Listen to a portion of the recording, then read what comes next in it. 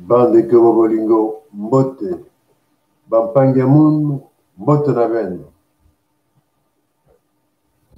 Chers frères et sœurs, bonjour. Bon appétit, moyo wenu. Banduku wapenzi, jambo, jambo sana. Likambo mabele, toboyi ki BMW. Tolobi, toboyi ki BMW. Biso ba Congolais toboyi ki BMW. Eloko nini ememi biso, ememaka biso. Eloko ememaka biso ezali nde conscience. Conscience ya biso bato, ba Congolais. Ndenge titre elobi, ba Rwandais, la République rwandaise, baza ko diaboliser Dr Mukwege ya kosakana te. Alors, biso ba Congolais, est-ce que tokofanda kaka boye?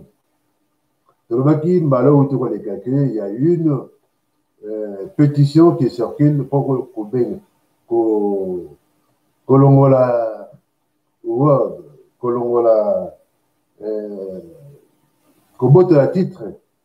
Il y a prix Nobel, il y a Dr Mukwege.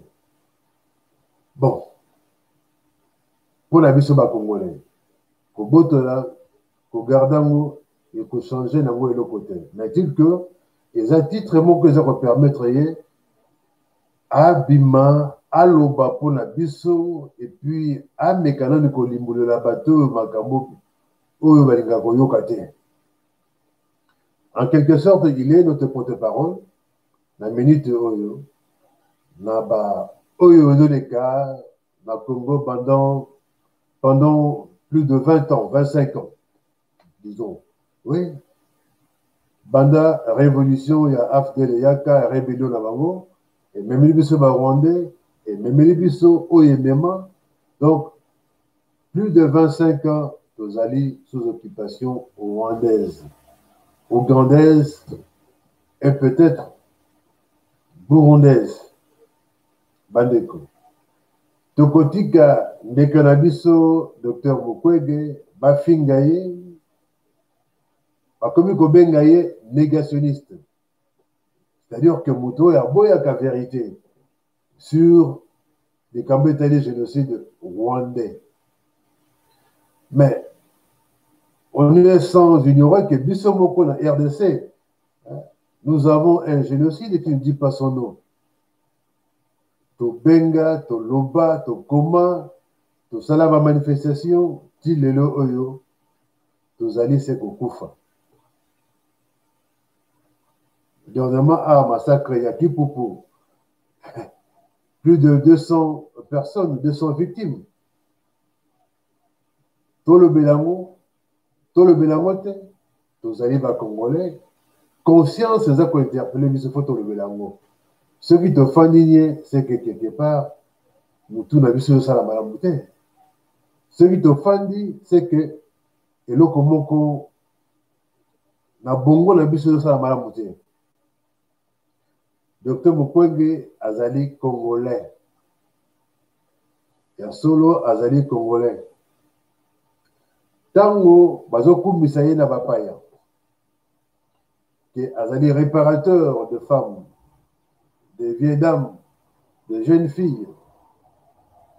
Ba Rwandais bazobeta maboko. Jusque là d'ailleurs, ils étaient des fleurs dans Dr Mukwege. Azali négationniste c'était. Mais du moins, il s'est tué pendant cette période-là. Mais Amoni assez, c'est assez, comme disent les Anglais, enough is enough. Et l'équi, donc, tokoki kokanga misute, tokoki kokanga matorité, tokoki kokanga monokala misute fotoloba. 12 millions de morts, c'est une estimation. Et koki kozala beaucoup plus. Docteur Mukwege, à Lamouki, à sa conférence de presse, à l'Obéli Bapaya, à pointer des doigts. Bah, Oyo Bazali, en quelque sorte, ma commoditaire, il y a Makambo Tozomona. Il ne se passe pas une semaine, même pas des jours, sans Koyoka, Babomi. babomi na Ituri, babomi na Butembo, babomi na Juju, babomi na Kipupu. Donc, il ne se passe jamais un jour sans qu'il y ait de morts. Bato baza kokufa, bazali banyama. O baza kokufa, baza babibwele. O baza kokufa, baza bandeke. Ce sont nos frères congolais, nos sœurs, nos frères congolais, bato baza kokufa. Et le pire, c'est quoi? Ceux qui vont bomi, batumbi bandaku, bazi bomengo na bango, ba remplacer bango na ba tribu mususu, na ba population mususu étrangère. Comme on a dit dernièrement, ba utaki Somalie, en transitant par la Tanzanie. Bandeko, soki tofandi nye, mboka ezali kokende. Soki tokangi maboko, mboka ezali kokende. Ba o balingi bazala bango BMW, ezali problème na bango.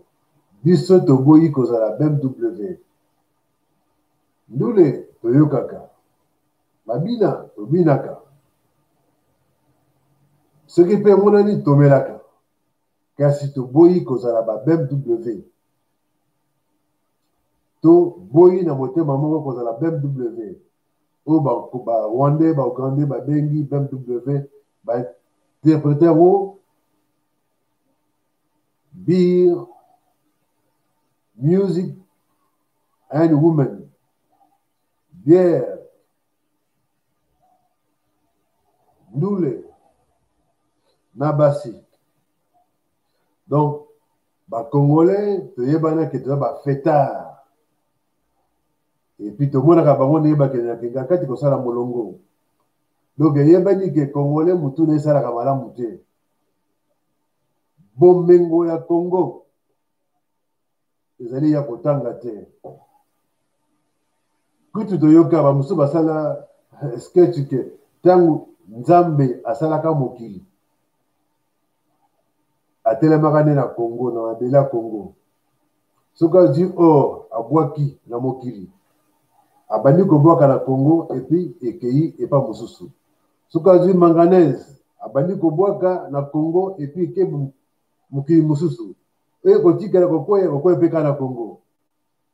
Soka abwaki mai ekei ndambe etikali na Congo. Abwaki zelo ekei etikali na Congo. Abwaki coltan ekei etikali na Congo. Abwaki uranium ekei etikali na Congo. Ainsi de cobalt abwaki ndambe etikali na Congo. Faune, banzete eza na Congo.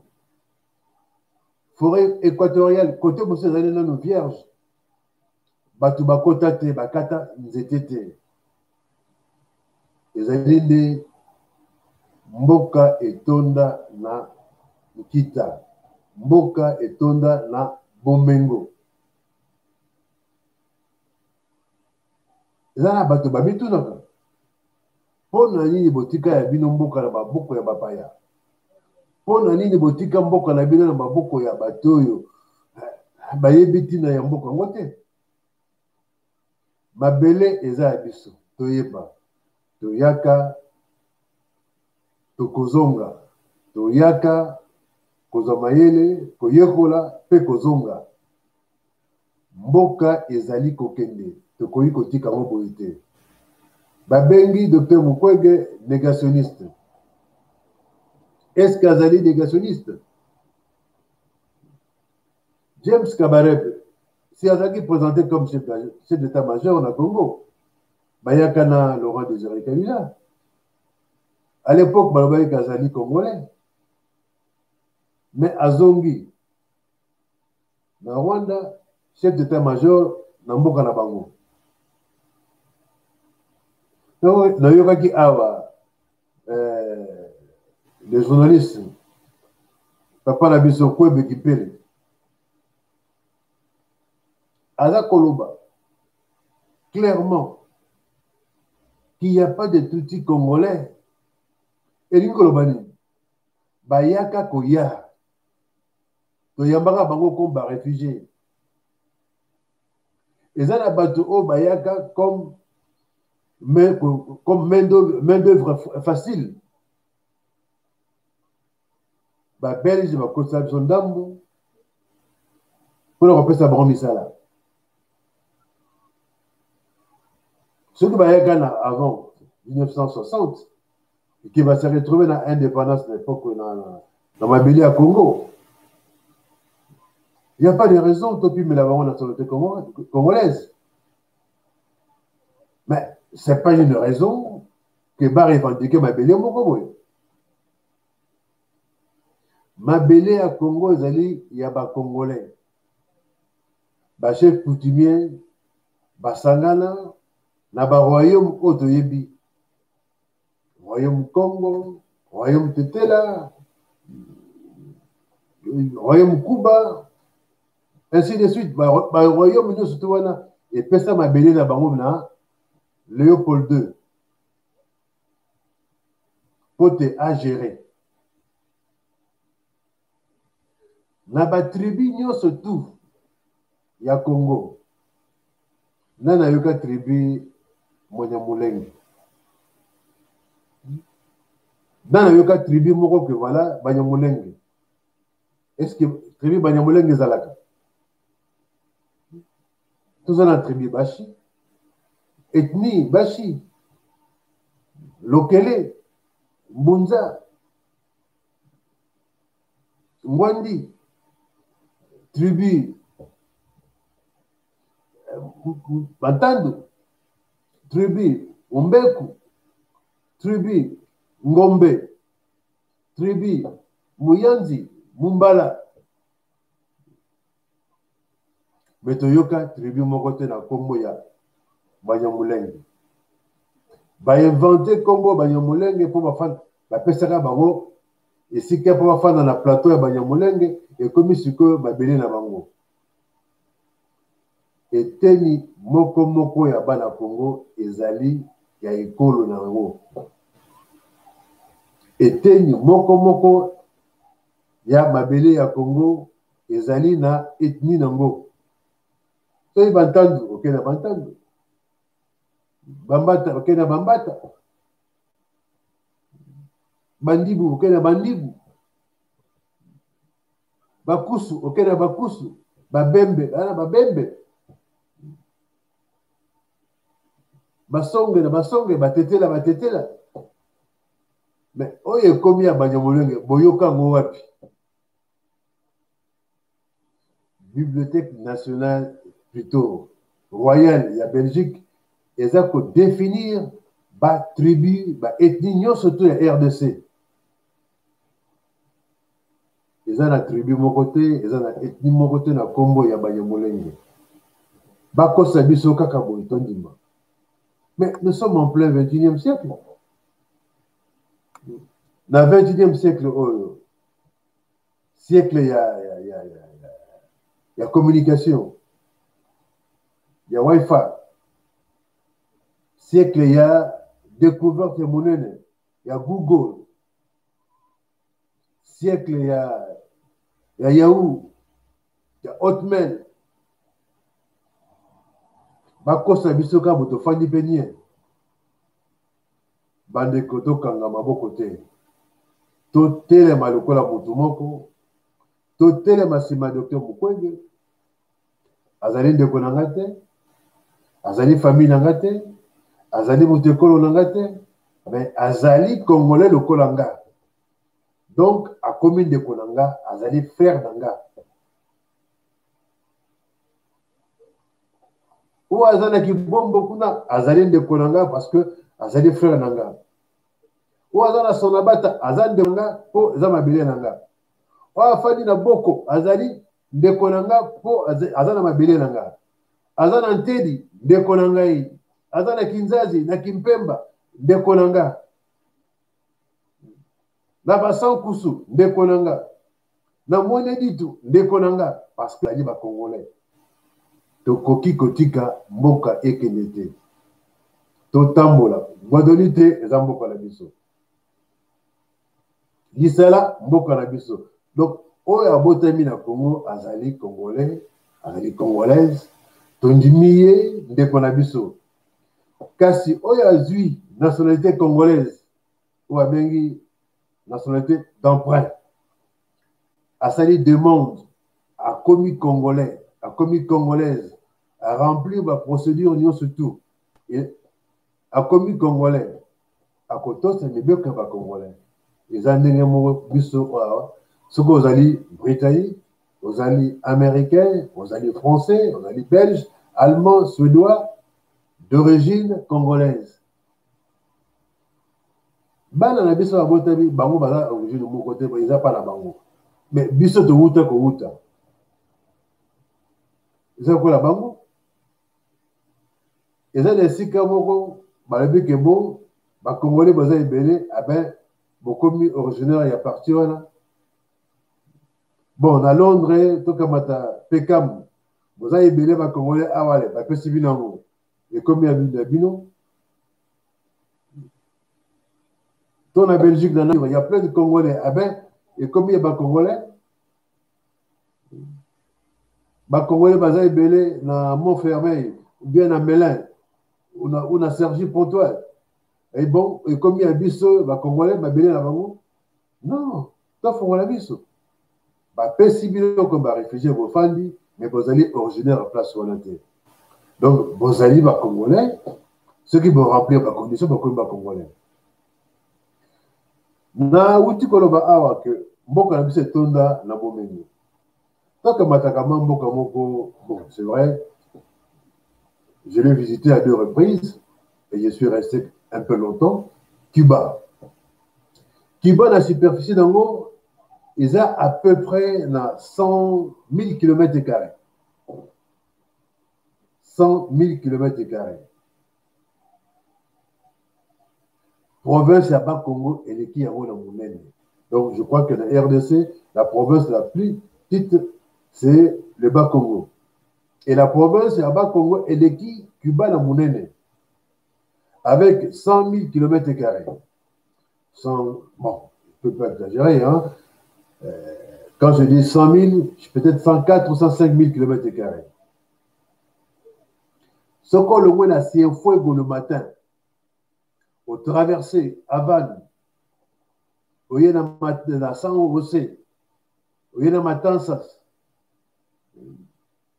au Yéna Mukron, au Leki na Clara, au Leki na, avant que je me trompe, na Santiago de Cuba, ti la frontière kuna na Guantanamo. En une journée, au Congo Tambola Kiba Mobimba aussi ici. Mais qu'est-ce qu'ils ont comme richesse? Baza ko vivre malamou. Qu'est-ce comme richesse? Baza la canne à sucre. Ils produisent la canne à sucre. Canne à sucre, wana bakosa la sucre. Et puis, comment on appelle ça? Bah déchets, il y a canne. Ceux qui essoré canne, kamoli canne, et boti, maïwana, c'est comme papier, c'est tigalaka. Résident, il y a canne à sucre. Mabaya. Mabaya, c'est avec ça qu'ils font des meubles. Avec ça qu'ils construisent des maisons. Qu'est-ce qu'ils ont comme richesse? Bazana ba fruits comme ananas. Ils ont le café. Ils ont des bananes. Le riz.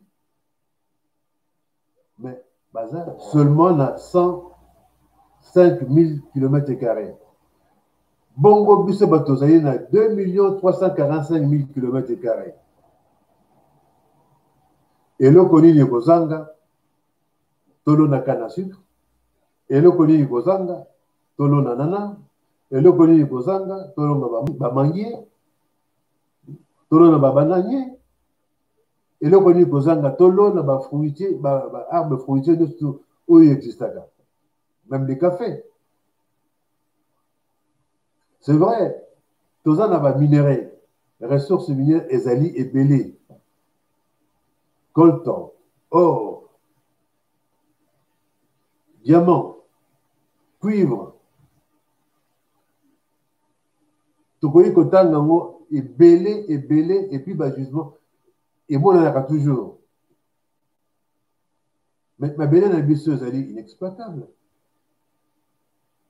On nous dit population à RDC s'évalue plus ou moins à 80 millions d'habitants.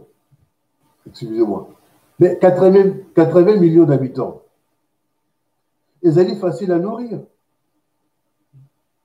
Tout ça, Royoka, ah, Baïbi, 40 millions. Mais avec 40 millions, mais on peut construire, je ne sais pas, on peut planter des cannes à sucre. 40 millions, c'est beaucoup d'argent. Mboka Oyo Kiba, on peut prendre ce modèle. On va dire que ça pays à tiers-monde. Mais il n'y a pas un seul homme analphabète dans Kiba. Batangisi bana na bongo ndenge nini. Bana bakoti classe ndenge nini. Médecine ezali gratuite. Mais babengi bango pays pauvre. Étant pays pauvre, donc comme PIB, on babengi produit intérieur brut. PIB à Congolais ezali à combien par habitant?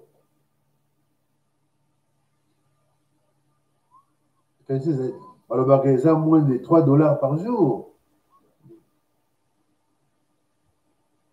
Mais PIB, il y a Cubain, où a béni pays à tiers-monde, bien qu'il y a eu l'embargo, ils allaient à 100, je crois,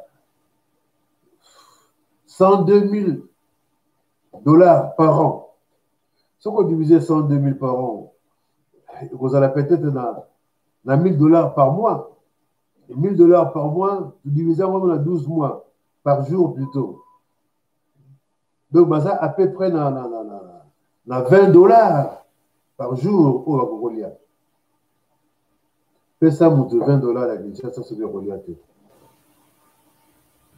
Bandeko. C'est vrai, quelque part, nous sommes un peu égoïstes. Nous sommes égoïstes pourquoi? Pour Mbongo et Belé, oh, nous avons un trésor public. Ils ont profité d'une certaine classe politique. Et puis, on doit se poser des questions. Est-ce que ces gens-là, vraiment, ils aiment le Congo? Ils se disent politiciens, ils ne combattent pas la banque carrière. Ces gens-là, aiment-ils le Congo? Qu'est-ce qu'ils font pour le Congo? Quand on est politicien, on se met au service de son peuple. On présente des plans au peuple. On gouverne le pays. On peut même de faire des sacrifices pour que le pays aille au mieux. Mais ce n'est pas le cas pour nos dirigeants congolais. Quand ils ont des millions, ah ben, ils vont acheter à Dubaï. Ils ont des millions, ils vont acheter en Suisse. Quand ils ont des millions, ils achètent en France, en Belgique. Mais quelques années après, ils se retrouvent dans la rue. Mboko Tofandi, Owabengi, taxe foncière, oh, il y a Ndako. Toutes les années, il faut taxe. Ndako au sommet la Belgique, au sommet la France, au sommet le Royaume-Uni. Il y a peut-être qu'on fait une fois dans l'année. Peut-être une fois tous les 5 ans. Il faut profiter d'un an. Dans vous doutez. Taxe au Fouta. Congo a bénéficié de année. De l'autre côté. Voilà pourquoi nous disons que ces gens-là n'aiment pas le Congo. Si réellement ils aimaient le Congo, la RDC, ben, ils ne feraient pas ce qu'ils font pour la RDC. Bandeko, la kanisi na suki lelo awa, likamba mamele, bana betu, sala bimpa, bapa nyamunu, bebikela mbote, banduku wapenzi. Bye bye. Kwaheri, kwaheri, kwaheri, bye bye. botika malamu, je dis au revoir. Mais pendant qu'on bague ça, parti à Souka, tozali ba Congolais, baye la biso te les globa, oh, toza koyoka mikolo yo, oh, ba négationniste, oh, ba tribaliste, Congolais, azali se moko. Toza bana Congo, mboka na biso, tolingi yango, tokokende liboso mpona mboka na biso. Tribu, oui. Tribaliste, non. Tribu, oui. Tribalisme, non. Chala bientôt. Botika malamu, tukutani balasima. Bana betu. Botika malamu. Bye bye. Ezalaka bino, papa noble kola mobesano. Atiki bino. Toboyi BMW. Tozali ba BMW. Et puis tokozalaka pété. Ba o bazalaka, ba yibane. Biso toboyi yango na motema